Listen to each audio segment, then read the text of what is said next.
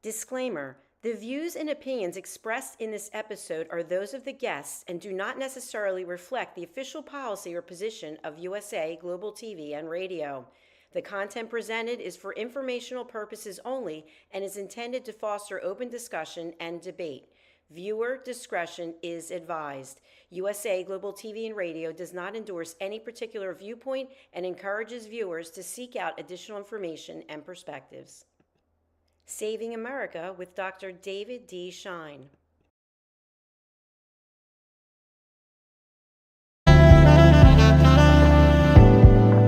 Welcome to USA Global TV and Radio, where our mission is to provide education, entertainment, hope, and inspiration. USA Global TV and Radio connects you with experts and audiences all around the world every single day to help you succeed in business and to live a richer life. Visit us at usaglobaltv.com to learn about career and life-changing training and mentoring programs like the Listening Mentor. Subscribe to our newsletter to stay informed about our special programs and offers. Discover how you can become a guest on one of our shows or a host or producer of a USA Global TV and Radio show of your very own. That's USA Global TV and Radio, where the doctor is always in.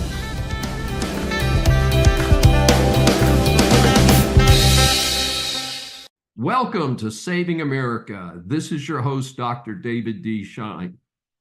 This week, I'm looking back over the past year and bringing you the top stories we've covered on Saving America.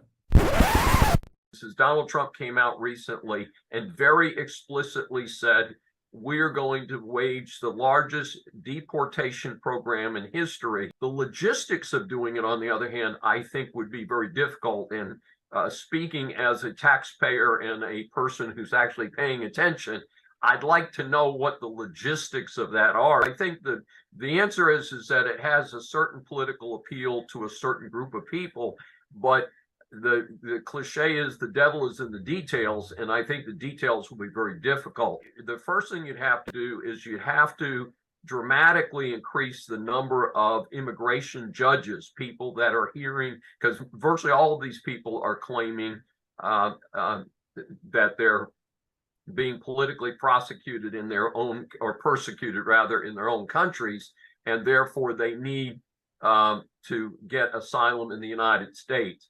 I expect that very few of those people will be able to substantiate it, but frankly, are they even physically going to show up at these court dates? So the first thing is, I guess you could arrest people if they have a court date and they don't show up, but do we even know where these people are? I think the gradual situation will be what I've heard recently is some of the people have found out that this is not nearly the party that they expected it to be. And many of these people are being cared for by what we call NGOs, non-governmental organizations like Catholic Charities and stuff. And these organizations have limited resources. My understanding is they are getting money from the federal government to provide basic services, but at some point, these people are going to want to have a stable home life, have a place to live, not live in a tent. And I think that they may, have a self-realization about that. I think the key element here, and I'm not Machiavelli, I'm not a mean person, but I do think that what we're looking at here is that if we refuse to provide free food, free medical care, free education for these people who are not here legally, that we then have created a different dilemma is, do these people have even the resources to return to their country? Or are we going to be booking the old 747s and loading them up with people and depositing them in Venezuela, El Salvador, Guatemala, and so forth? I mean, what's the plan if you have all of these people? I don't think we're going to be flying them back to China. We've been told that there's been a significant increase in the number of immigrants from China who've been coming through the southern border, and a number of people coming from the Middle East and different parts of Africa. just the logistics and the cost of doing that could be significant. So, yes, I think it has a political appeal, but I think it would also be very expensive. But in the long run, it would be less expensive to ship people out of the country than it would be to provide all of these social services. None of these people have the right to vote, although there have been discussions in New York and other, perhaps I guess you'd say blue-controlled areas of allowing people to vote just because they're physically in an area. They've also been giving away driver's licenses, which often are used to register people to vote at the same time. And so there's no telling how many people who are here illegally already have a voter registration card, even though it would be illegal to use that voter registration card for federal elections and for elections in most cases. So I guess when you have people show up for things like that, you could say, well, hey, we're glad to see you show up here. We're going to send you to the next bus station and ship you out of here. The other part of this is one of the parallel situations which has happened in the last 5 weeks, obviously, is the situation in Israel with the sad circumstances of October 7th. And a number of conservative politicians have said one of the ways that we can correct the surprising pro-Hamas demonstrations is to round up people who are here illegally supporting Hamas, who we must assume are not friends of the United States, but they're physically here in the United States, and also students on student visas that if they are actively campaigning, you might say, in favor of terrorists, that is a separate category of people who might suddenly find their student visas withdrawn and being escorted to the nearest airport. So that's something that's relatively new. I don't know that Trump was addressing that issue at all, but I can tell you that Ron DeSantis has, as of today, has promised state support to Jewish facilities and Jewish schools across Florida to protect those schools in the case that it's needed. Though I haven't heard much about protests in Florida. I assume there's some down there, but of course, most of the protests have been concentrated in what we call blue blue areas like New York City, Chicago, cities that traditionally have a different political view. And I still personally, I don't care what your political party is, I still don't really understand why anyone in the United States would want to support Hamas. But then again, I don't understand why Tlaib and Pressler and AOC and some of these people were ever elected to Congress. So maybe I'm missing some beats there.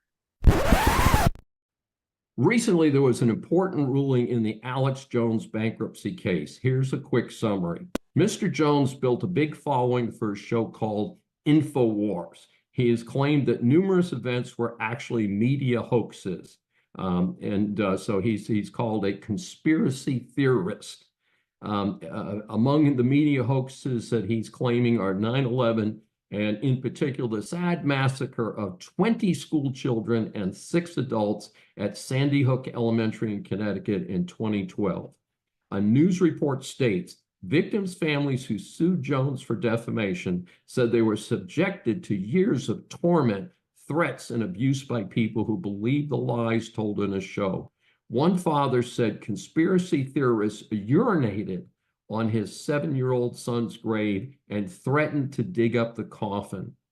So this is certainly not a trivial issue in anybody's book. The families filed lawsuits in Connecticut and Texas against Jones. Jones eventually acknowledged that Sandy Hook was real, but far too late. Juries awarded $1.5 billion in Connecticut and another $49 million in Texas. Jones has, of course, filed for bankruptcy. A recent issue was whether the InfoWars company should be liquidated or kept intact in the personal estate of Jones. A federal judge just ruled that InfoWars would be part of his estate and not liquidated at this time. Since Jones is in Texas, he has the protection of something called the Texas Homestead Act. That protects your home, the car you used to drive to work, and basic furniture and things like that. So his home is not personally involved in bankruptcy. Everything else that he owns, that's not what we call the exempt, is fair game in the bankruptcy in order to resolve these huge judgments. Estimates are between 5 and 10 million might be recovered by the litigants, again, against verdicts totaling over $1.5 billion. Now, Jones has not backed off entirely, claiming the lawsuits are a mission to silence him. He is still broadcasting via InfoWars, which is now in the hands of bankruptcy trustees. It is likely that he will be asked to abandon any interest in the company, and I think he's already done that. A special issue here is why the First Amendment did not protect Jones. The quick answer is that if someone says something false that causes harm to someone else, that person can be responsible for defamation. The hard part is proving damages. Obviously, these juries accepted the description of damages expressed by the families of the victims of the Sandy Hook massacre. Kechi Okuchi is an amazing person who's had an amazing life in such a short period of time. One of only 2 survivors out of 109 passengers in a plane crash in her native Nigeria when she was a child. She has survived numerous surgeries and blossomed into the fascinating person that she is today. In my position at the Cameron School of Business at the University of St. Thomas in Houston, I've had the good fortune to know her as an outstanding student. Of course, she also disappeared from our student ranks during her studies since she was a finalist on the first season of America's Got Talent. We'll talk a little bit about that in a moment. Among so much more to say about her, she is the author of a new book, More Than My Scars. We welcome Kechi for her first appearance on Saving America. Hey, thank you so much for having me on Saving America. Dr. Schein, it's always good to see you. I'll be seeing more of you apparently this fall semester, but Right. Thank you so much for having me. Well, it's just a delight to see you again, because I haven't seen you in a while, and to get a chance to have you interviewed on Saving America. So right up front, at what point did you realize you could sing, and how did you get to the point of being on television? So honestly, I've always loved singing growing up as a child, but my voice was nothing like it is now before the accident. My voice actually changed significantly after the accidents. We don't really know why. Medically, it's hard to say, but it was just one of those things where my mom and I and my family, everyone was just like, we'll just take this as one good thing that came out of this horrible tragedy, and just kind of ran with it. And it was just this hobby, it's always been a loved hobby. After the accident, it became even more of one. And music started to become this escape for me and healed parts of me that like surgery and physical, training and stuff could not heal. So it wasn't really ever going to be anything more than a hobby until I joined my church worship team. And then a year after that, America's Got Talent kind of came into my life through one of my best friends who signed me up for the show without telling me. And that's basically how I ended up on the show. And now I'm using my voice for many more things other than, just singing to myself and my family. So yeah, that's pretty much the history of my singing. And I know it's an audition system. Were you auditioned here in Houston or someplace else? So they do have that. The first level of auditions is usually, rather the first stage is usually like in-person open house auditions, but I didn't make it to any of those. Again, I was not interested in being on a show like that because I didn't feel like my voice was anything. I felt like I had a good voice. It was nice, but I didn't think it was anything that I would compete with. Like I felt like there were too many people out there who had voices just as good. So I didn't feel like I stood a chance. So I would never have gone to a physical audition myself. And so the time for that passed. And so my best friend she signed me up through the online audition where you fill out a form and attach a video and like talk about yourself a little bit. She did everything and kind of sent it to them in that way. So it wasn't a physical audition. It was like an online kind of thing, application thing. So sometimes it helps to have a friend pushing you from behind a little bit. Yeah, without her push, I definitely would not be here today. That's for sure. So Really yeah. fascinating. And so, okay, we're just friends here. Tell us about Simon Cowell. Simon, I mean, obviously we know he has a reputation. He's this very frank, just a blunt man who just speaks his mind and says what he feels, whether it hurts your feelings or not. He'll tell you, the truth, about your talent, what he thinks about your talent anyway. And so, I went in there expecting to meet that Simon, because I try to prepare myself for that Simon, but I never got that Simon personally. I got a very nice, encouraging, sweet Simon that was extremely supportive of me. And I felt like when he saw me, he just took a liking to me and wanted to kind of root for me. And I think that was just like the vibe that I got from him. I'm not saying he wasn't his usual self on the show to other people, but luckily that energy was never directed at me. And I have to say that was extremely relieving, because having someone like him in your corner is extremely validating and definitely helps you kind of feel a little more confident in what you have to bring to the table. So yeah, that's my story on Simon. I got the nice Simon for sure, but like I saw that not everyone got that Simon. So I was just happy, I wasn't the one who got the other version of him. So but yeah, that version of him is still out there, very alive and well and kicking. So super.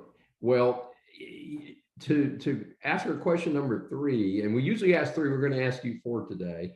okay.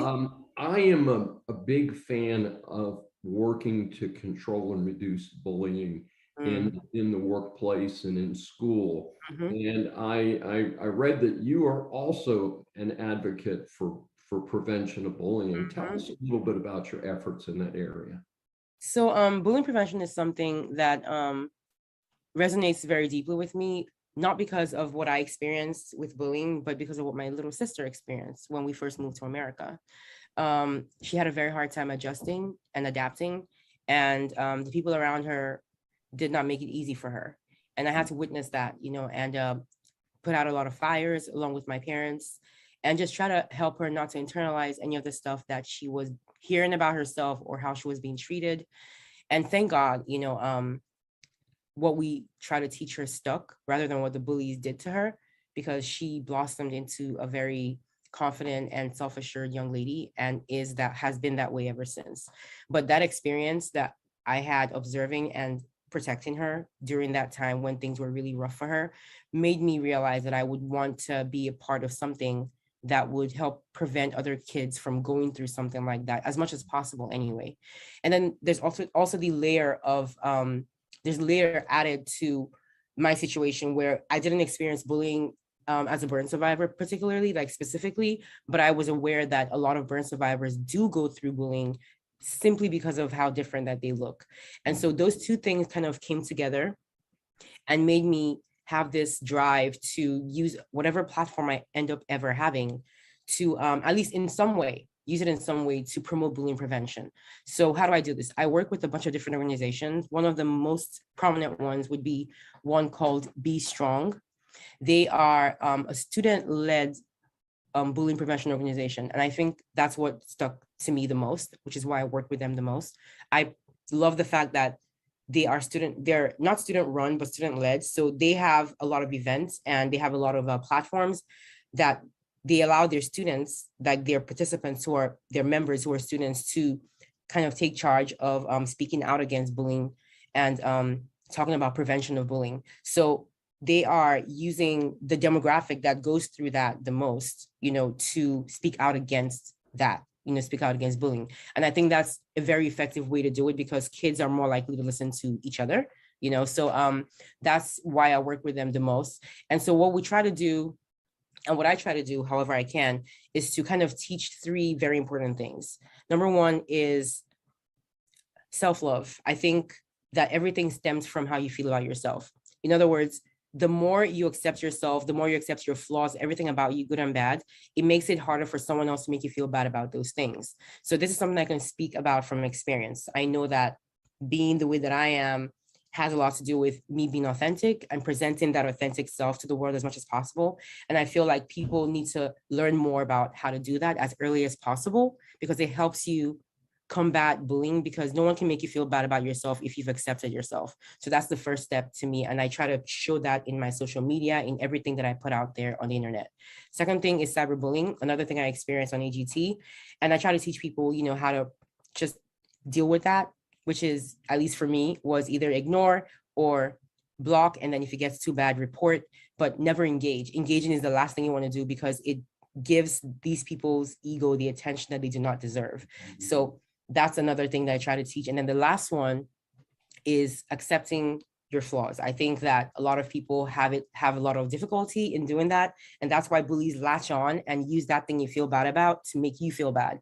But when you accept that thing, a lot of times those things that make you unique can become your superpower. And for me, that's what my burns have done. They've given me this avenue to kind of this uniqueness that allows me to kind of I draw strength from it, and it allows me to put out this message that I put out into the world. So, I try to teach people that their unique thing, the thing that makes them different, can end up actually being their superpower in this life and can give birth to their purpose. So I think these are the ways really I try to do what I can to prevent bullying and to teach people about it. And also not to be a bystander if you see it happening, learn how to speak out, because a lot of times it makes it worse when you just keep quiet and walk away when someone is going through something. So yeah, that's in a nutshell. I think that's really what I try to do. Well, fantastic. Yeah, I attended Catholic school, kindergarten through 8th grade, and the nuns were not very sensitive to the issue of bullying. I was bullied a lot from like 2nd grade to 5th, 6th grade, and what helped me was to really focus on my academics, is to ignore the bullying, and I became an exceptional student, and I moved into an entirely different social group, and frankly, the rest of my academic career I hung out with the smart kids, and it helped a lot. But yeah, I see early going in that, I mean, even many years later for me, it was a very difficult time in my life. So I certainly can relate to it. And also, there's some growing concern that this may be feeding some of the mass violence that we're experiencing in America. That's very true. That many of the people who are the perpetrators have been bullied, and and so if we can all be nicer and focus on if you see something, do something about it. Don't just watch people. Don't be a bystander. Yeah. So very, very cool. Ketchy, I added a 4th question for you because there's so much to do. Tell the audience a little bit about your new book, More Than My Scars. So More Than My Scars is a book that I wrote last year.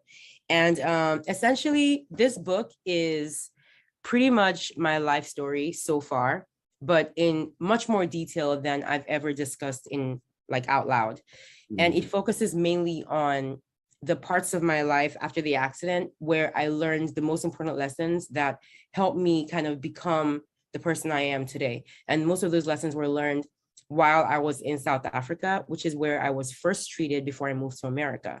Those first 7 months after the accident were the most important, most significant moments in my life, not only because that was where my life was literally hanging in the balance, and we weren't sure if I would make it or not, but because during that time I learned a lot of important theories, and I gained a lot of new perspectives that basically formed my foundation and helped me kind of make sense of certain things like identity and faith, and how to kind of overcome and deal with tragedy, and what place to put my injuries and my scars, what place to put them, what importance level to give them in my life, with respect to the rest of society, because eventually I would have to leave the hospital and face a world that is extremely judgmental and does not treat different very nicely. So I would have to decide what, my scars would mean to me when going back out there.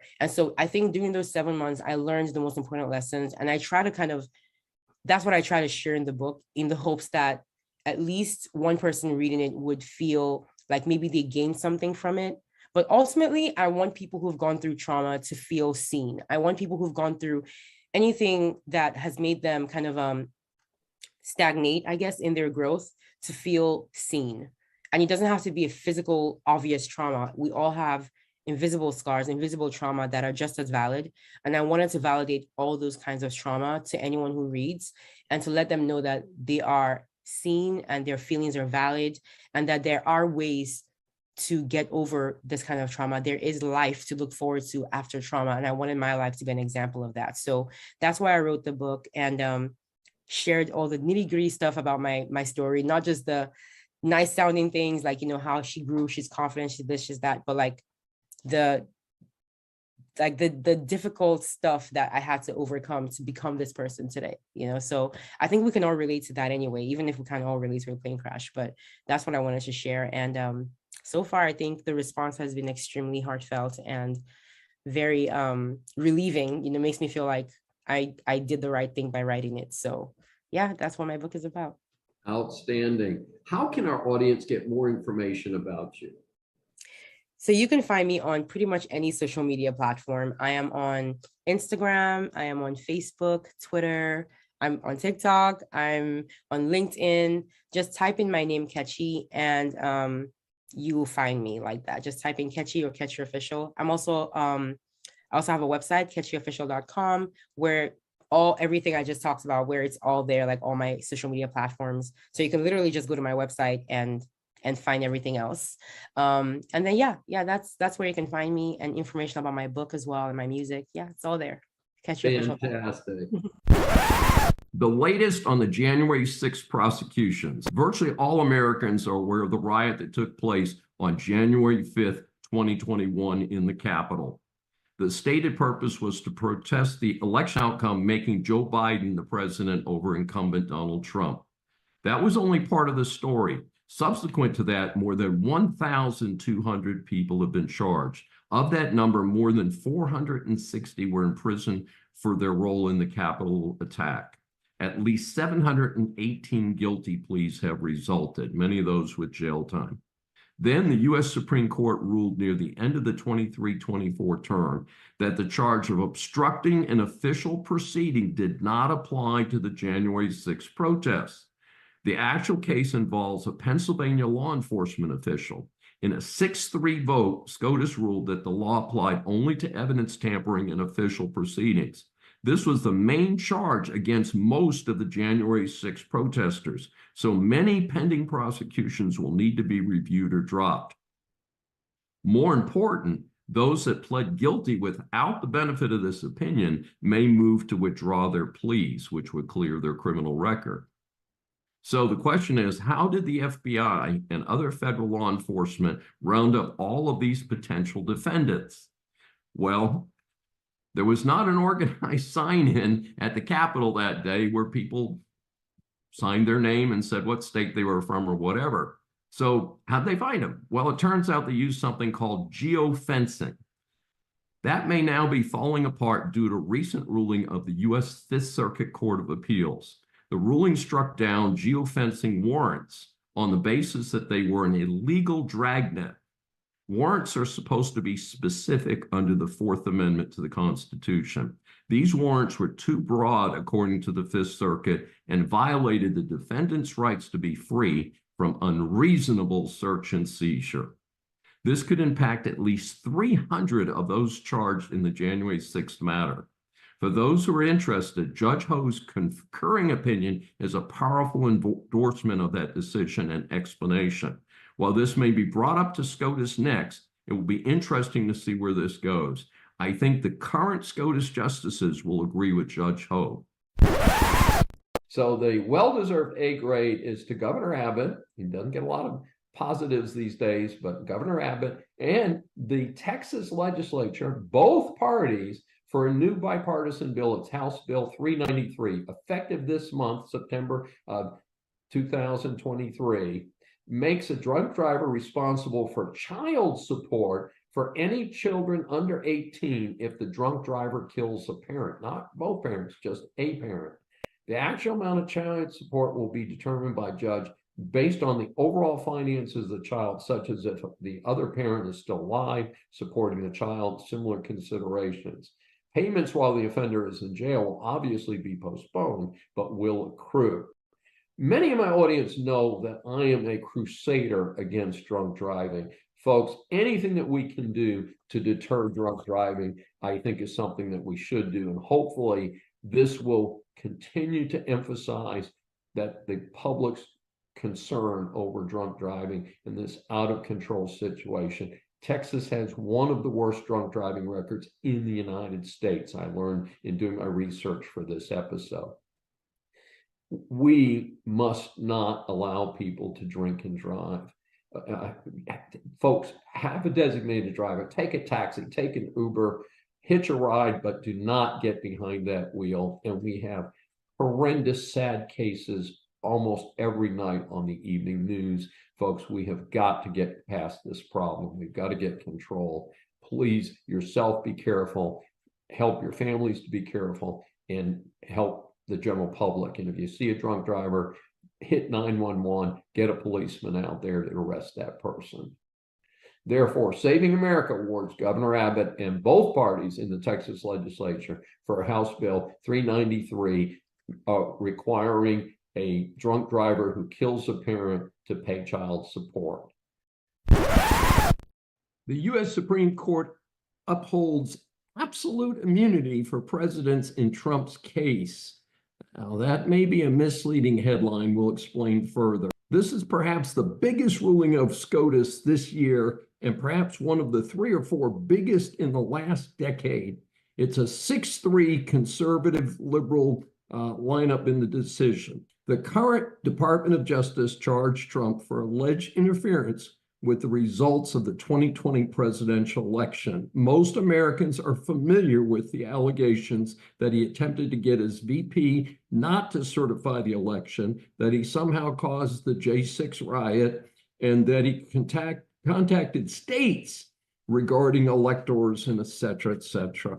Trump claimed total immunity since he was president at the time of the alleged actions. Another SCOTUS ruling has already determined that even if he was involved with J6, likely a federal obstruction charge would not stick. Here's a summary of the current ruling of the court. The big headline: under our constitutional structure of separated powers, the nature of presidential power entitles a former president to absolute immunity from criminal prosecution for actions within his conclusive constitutional authority. Now, that is not a blanket deal. That's specific. And he is entitled to at least presumptive immunity from prosecution for all his official acts. The court added there is no immunity for unofficial acts. So the classification of the acts of the former president have to be undertaken in a case against Trump. Best estimates are this will delay such a case past the November election. The High Court also noted that production of documents, such as the famous Nixon tapes, does not impose on the president like a criminal prosecution, which involves their person. So documents not included in the ruling. Very important. The court specifically stated that the courts cannot inquire into the motives of the president in doing whatever is alleged. That would interfere with the separation of powers in the federal system, per the court. Regarding the specific discussions between Trump and VP Pence certifying the election, the court states that those communications are likely privileged under the doctrine they just espoused. Trump also argued impeachment was the only possible remedy, but the court noted this would only apply to a sitting president. The badge of dishonor today belongs to Bernie the Fraud Sanders, the senator from Vermont, I say fraud since he claims to be a socialist, but is worth about $3 million. Last I heard, he has 3 houses. Here's an exchange we're going to read. We try not to do too many quotes. Reminded by the Times reporter that he is now someone of considerable means, Sanders retorted, I wrote a best-selling book. If you write a best-selling book, you can be a millionaire too. Folks, Bernie may have missed that in his promotion material. That's capitalism, you idiot. Yes, folks. So what have you got here? As I explained before, the only successful economic system in the history of the world is capitalism. Bernie, a typical socialist advocate, wants everybody else to live in poverty while he lives the good life on a government pension and books that only sold because he was in office on the public payroll.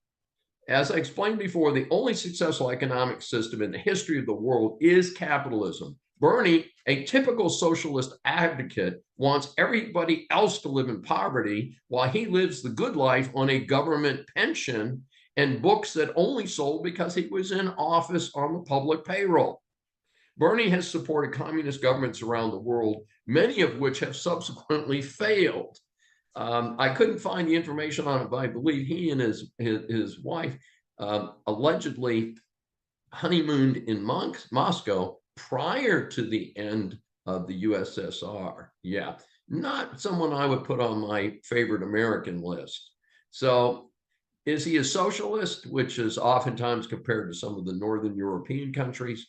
Or is he just another dirty commie, which is the term that I grew up with during the Cold War, and I believe still applies to people who think communism is a good idea.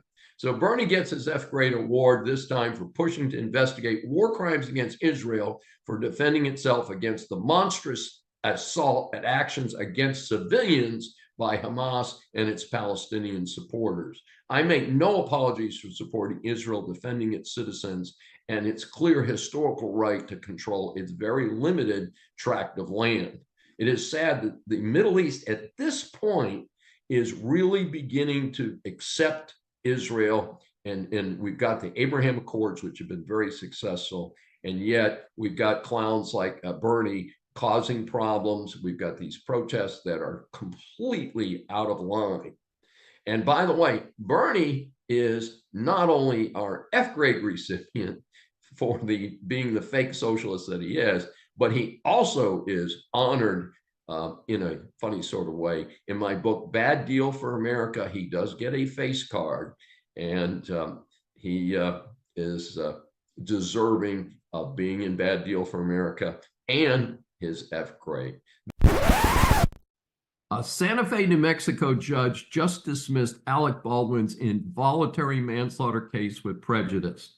That means the case is over and cannot be refiled. The reason is as fascinating as this case is tragic. In October 2021, Alec Baldwin was producing and starring in a new Western movie to be called Rust. While a scene was being rehearsed, Baldwin discharged a handgun, and instead of a blank, a live round was discharged. It hit and killed cinematographer Hala Hutchins and wounded the film's director.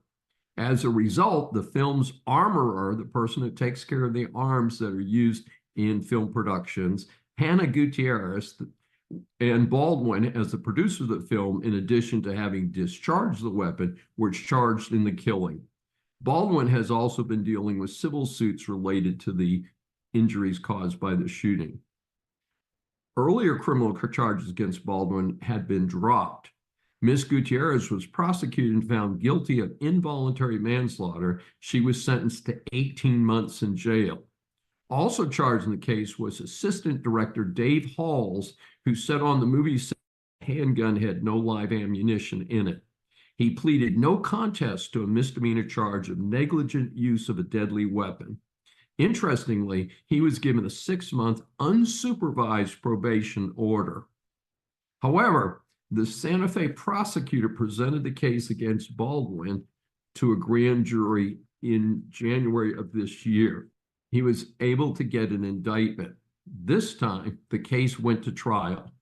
In a surprise announcement, the judge dismissed the case 3 days after the trial started this July. The reason is very unusual. According to the ruling of the judge, the prosecution withheld evidence from the defense.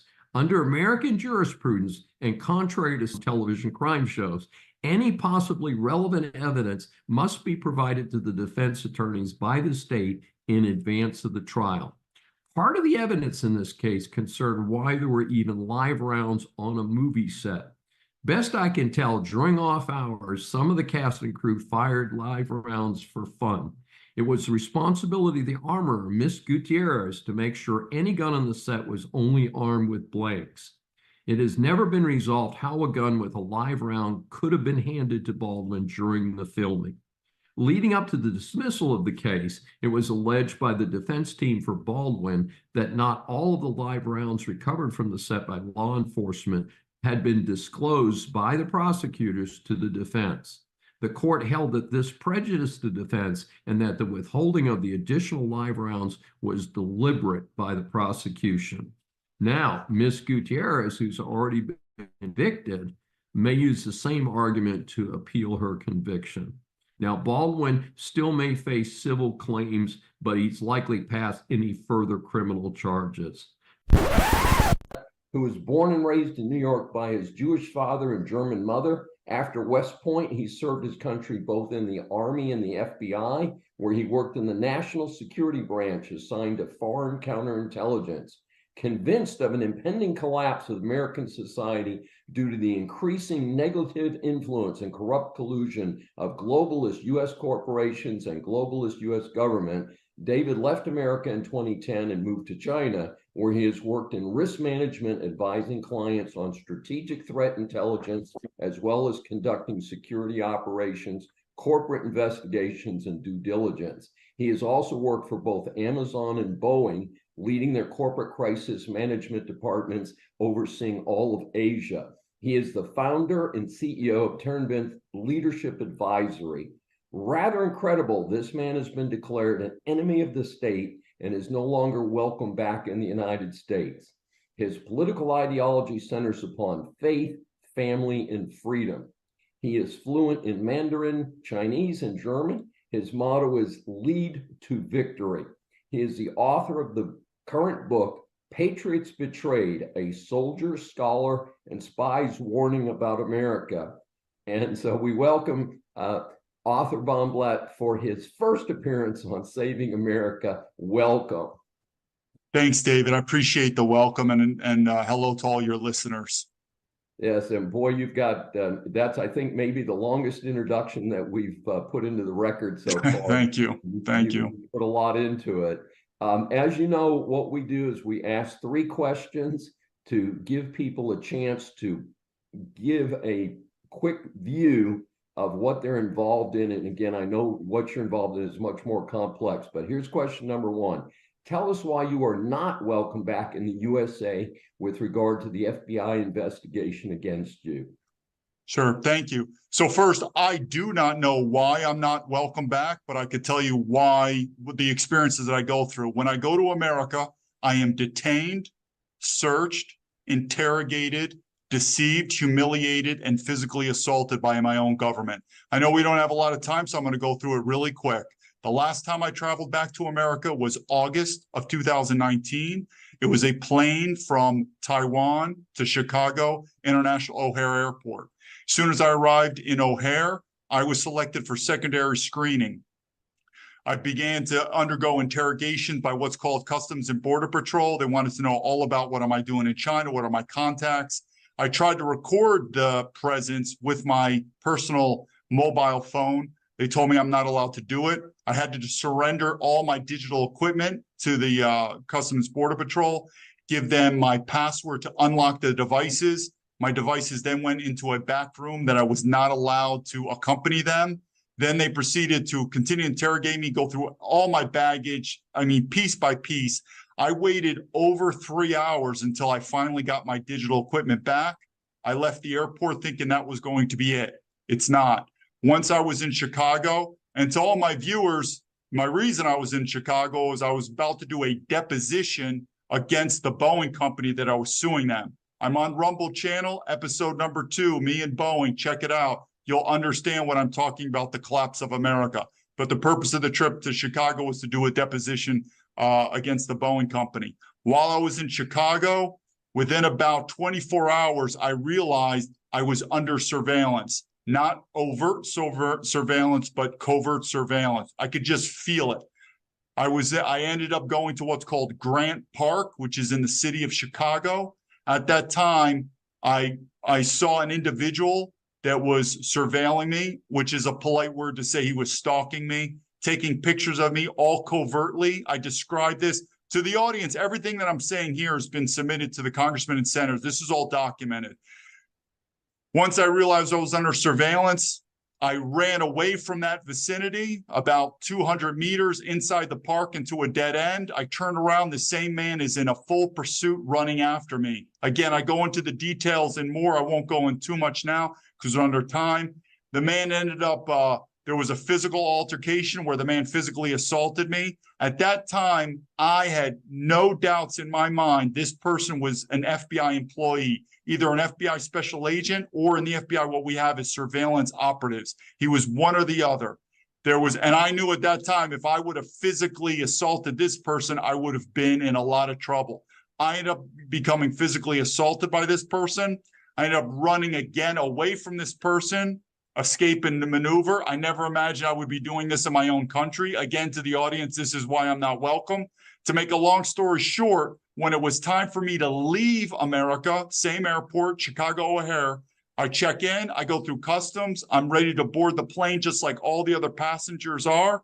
As we're lined up to literally board the plane, two customs and border agents in full uniform are inspecting all the passports of the people boarding. They see my passport. They tell me to step out of line about 2 to 3 feet. This is the humiliation. All the passengers are seeing what's going on. They end up saying they need to go through all my stuff. I said, where should I put my stuff? They said, just sit on the floor. I'm sitting on the floor, taking off my shoes. They want to go through the soles of my feet, all my baggage, everything, taking pictures of all the telephone numbers or whatnot, all in plain sight of all the passengers. It got so bad that the stewardess who's waiting at the open door of the airplane is motioning to him that, is he going to be arrested? Otherwise, this plane has got to go. The plane's ready to go. They're still searching me. Finally, again, interrogation. To make a long story short, I'm finally allowed to leave. Immediately, the stewardess escorts me to my seat, and we're gone. I'm detained, searched, interrogated, deceived, humiliated, physically assaulted. If that's not welcome, I don't know what it is. I get treated better in foreign countries than my own country. And to all the audience, all our senators and congressmen know about this story, and they've all ignored me. I'd like answers, and I'm sure the American public would like answers. Well, maybe this interview today, which may be played to a different audience, maybe that'll trigger some of that. Let me ask you question number 2. Describe what you're seeing with regard to the decline of America and its symptoms and causes. Absolutely. I knew in 2005, America is headed to civil war and collapse. In 2010, I left America. Actions speak louder than words. When you physically leave the country, you know it, you believe it. If I could say one thing to show people what is the litmus test to show why we're declining, I come from a military family that goes all the way back to the Civil War. I have all family members, World War I, World War II. I'm a West Point grad. I grew up with father figures who served in the Vietnam. And if we all remember, in Vietnam, there was something called the draft. So to answer that question very specifically, I want my viewers to answer this question or think about in their mind. If there was a war now in America and we had to do the draft, do you think Americans would raise their hand and volunteer? Me as a military veteran, I would not even consider it enlisting in the military now. And to any of the young Americans, when I was a young boy, if you dodged the draft during Vietnam, I called you a coward. Now, if a draft came and a young American said, hell no, I'm not going to go, I'd say that person's a smart person and his morality's fine. Because when the government has no loyalty to the citizens have no loyalty to the government. So I would just pose that question to the American citizens when they think how strong our country are we, what is the decline? You ask yourselves, if we had a war and we needed to do the draft compared to Vietnam, World War I, World War II, Korea, What did you think is going to happen to the Americans now? Would they raise their hand and say, I will die for this country? Or would they say, hell no, screw you? I think we are going to be in a world of hurt in America. Wow, something else. Question number 3, what can the average American do about the circumstances you're observing? What is the action plan? Sure. So I left America, and I'm not, even though it is rising, if you do the studies, you're seeing more and more Americans leave America. I'm not advocating that. But what I will say is strength is in numbers. I would say find yourself with like-minded people. We've all heard this. Christian flight, white flight, conservative flight, whatever you want to call it. People are leaving blue states. They're going to red states. I would say surround yourself with like-minded people. We all know it. When I was young growing up, if you were a Democrat, I was a Republican, we were in a bar restaurant, we'd argue a little bit, and that's it. We've never seen the amount of political tensions that were going on now. We are going to civil war. I would say number 1 is start reevaluating who is your groups, who are the teams, who is your family, who are the associations that you're belonging to. Start finding like-minded people, even if that means you leave your state or your city and go to another place. I'm not saying you're going to have to leave the country, but I'm saying if it's going to get to civil war or collapse, you want to be surrounded by like-minded people. Well, I'll say this is a pretty tough situation. I can relate to it. I was actually subject to the draft during the Vietnam War. And I fell into an interesting category because I was in the lottery.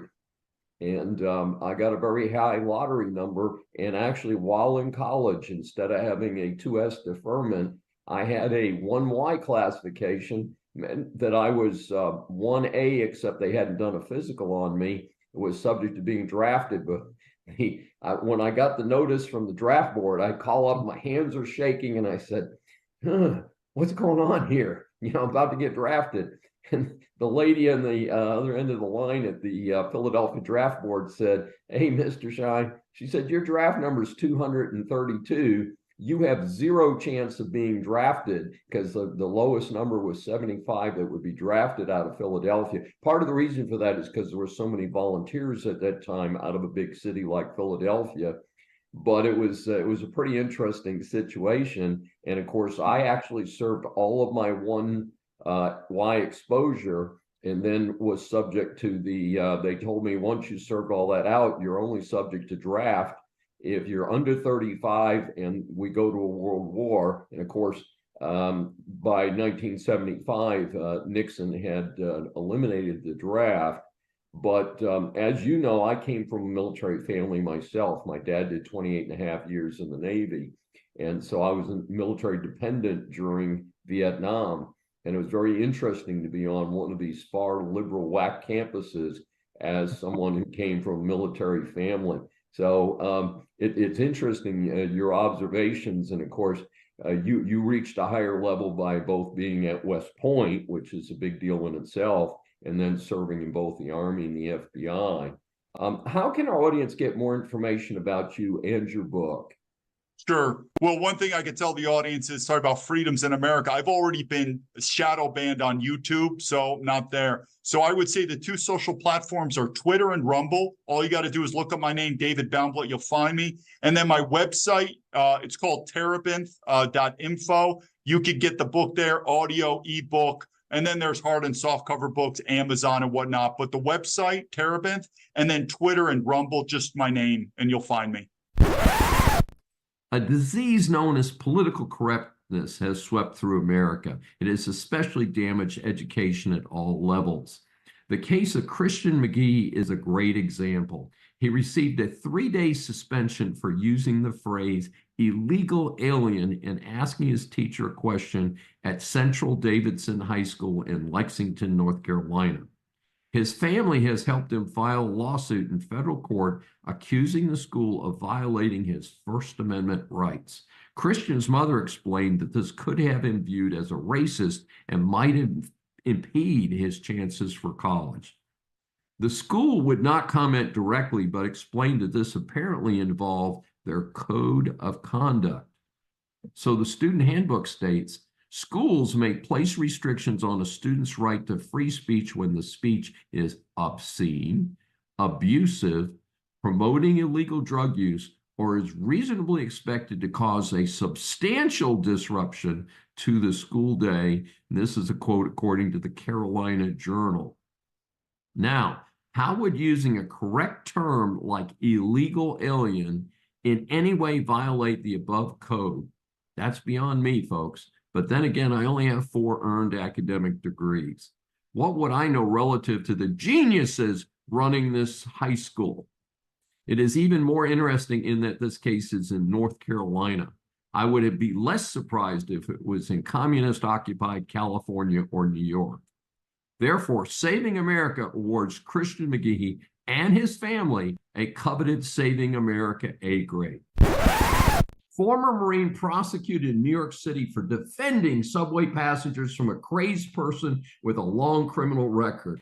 I cannot make up this sad headline, but after all, it is New York City, once the star of America, now site of gangs running through famed Times Square. So you have Jordan Neely, who has previously committed violence in the subway system and has been arrested 40 times, causing mayhem in a subway car in May 2023. Penny encounters Neely on a New York City subway. Neely was acting erratically and threatening passengers. Witnesses have testified that Neely said, "Someone is going to die today." So Penny and 2 others restrained Neely until he settled down, maybe a little too settled, as the claim is that he died from compression to his neck. Prosecutors have charged Penny with a second-degree manslaughter and criminally negligent homicide. One take on this sad situation is that Neely is black and Penny is white. Question if the skin colors were reversed, would this have even made the news at all? Is this equal justice? I believe in Texas we would have given Penny a medal. Humorous side note, Biden rejects Trump's, in my opinion, humorous offer to have a golf round at his golf course and to have a no holds barred, no moderator debate. I'm certainly not surprised that Joe turned him down. And frankly, this reminds me of the proposed fight, which has never taken place, between the clown prince Zuckerberg and the oddest billionaire anyone knows, Elon Musk. And I doubt, like I said, that'll ever take place. Thanks for joining me for Saving America. If you have questions or comments, please find me on various social media sites. I'm Dr. David D. Schein, and I will see you next week. Welcome to USA Global TV and Radio, where our mission is to provide education, entertainment, hope, and inspiration. USA Global TV and Radio connects you with experts and audiences all around the world every single day to help you succeed in business and to live a richer life. Visit us at usaglobaltv.com to learn about career and life-changing training and mentoring programs like the Listening Mentor. Subscribe to our newsletter to stay informed about our special programs and offers. Discover how you can become a guest on one of our shows or a host or producer of a USA Global TV and Radio show of your very own. That's USA Global TV and Radio, where the doctor is always in.